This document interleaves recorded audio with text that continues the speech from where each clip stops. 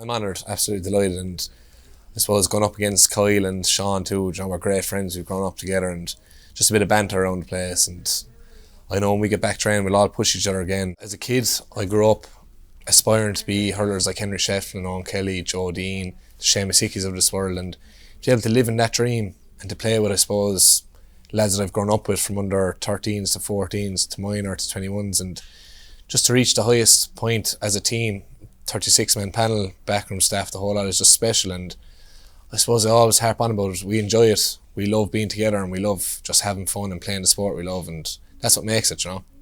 Nicky Quaid aiming for Cian Lynch, gets a hurley to it. Now he has it, picks it up and whips it over the crossbar. Second point of the match for Cian Lynch. Everyone is absolutely honoured to get the opportunity to represent your club at the county level and to wear the Limerick jersey, whether you're number 1 to 36. Everyone has a job to play and everyone has a role in driving the team on, whether it's at training, whether it's in the gym, or whether it's on match day. And look, I was in a privileged position to be able to start on the team and to be there on the 26-man panel on the given day. But as I said, it goes back to the 36 lads that push each other, and on any given day any man can put his hand up, so it's a credit to every one of the lads.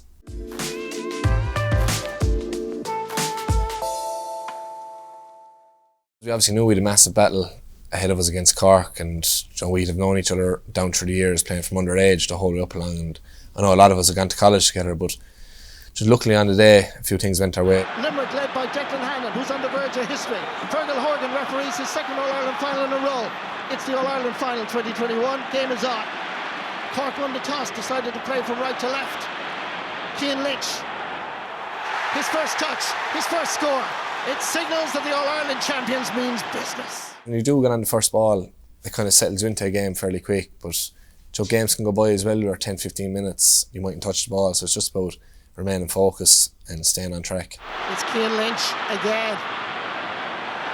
Little jink, Gerard Hegarty. Oh, magnificent! Hurler of the Year 2018 passes to the Hurler of the Year 2020.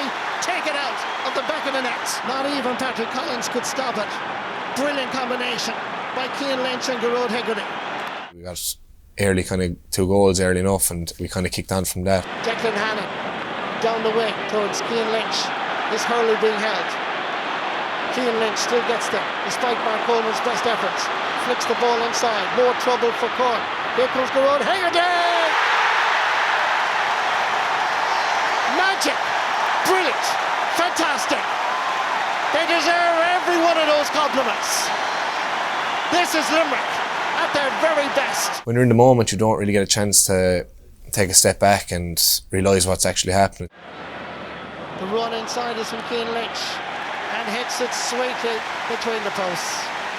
Credit to the boys outside me that actually popped out the ball, because I was probably not the best man to shoot on any given day, but lucky enough I hit the ball and it went over. But it's the lads around us, the 115, the lads that come on, the lads that keep pushing each other, that put us in those positions to be able to get that ball and be in a position to score. And look, I'm just privileged to have been able to get the ball and put it over the bar, but it goes back to the team ethos, and every one of us from 1 to 15 and 1 to 36 push that team every day.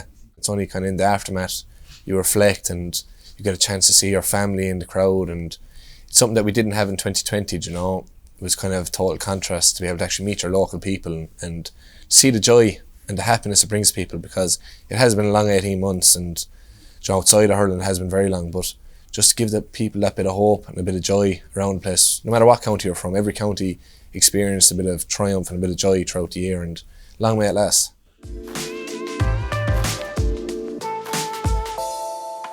It goes down through the generation, I suppose, on my mother's side there with the Careys, and my father's side then being a Lockmore Castleiney man, and what they're after doing recently with their local wins in the football and the hurling, I suppose.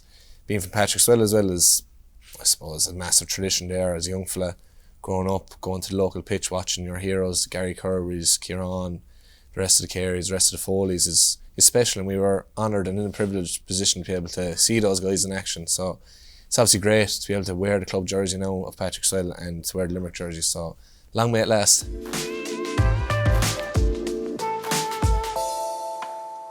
To be honest, I try and live in the moment. So after a game, try and move on to the next, I suppose, training session or the next match or the next gym session. And I suppose that's just probably the way I am. But I know a lot of guys probably do reflect and focus on games and analyse it. But for me personally, I try and just move on to the next step, because if you keep dwelling on something, you're never going to move forward.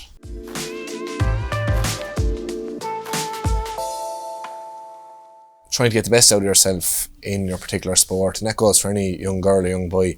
Just to do the best you can to get the best out of yourself, and whether it's hurling or any sport, or whether it's just education, drive yourself on and keep pushing yourself and keep putting yourself in the right frame of mind and the right physical state to get the best out of yourself. There's a lot going on up here, but no, before a game, I suppose we feed off each other. You know, we're such a tight-knit group. Like, there's lads singing a few songs, there's lads bopping around, there's lads stretching, warming up, and I just like to sit back, relax, and just obviously hope to God things go well, but you don't want to overanalyse either, and you don't want to be over anxious, because you could end up getting too worked up. But for me, it's just sitting back, sticking to what we've been doing, and go out and do what we've been doing in training week in, week out, and hoping to God that things go well. I put on music and just belt out a few songs or bop around the kitchen with the mother there, or the family, who just kind of mess around. But even going for an old stroll there, especially during the COVID times, I used to just tear off in the evenings with two of the lads for an old stroll down the road, and you're off your phone, you're out in the air, and there's something special about it, being in one with nature, like. And I really enjoyed that the last year. It was one small little thing I incorporated into my own life, but it is important to switch off. Music does a lot for me. Like, it's a random enough now. A bit of the High Kings, from Meatloaf to Johnny Cash, the whole lot. So I don't know if you'd want to be listening to it, to be honest.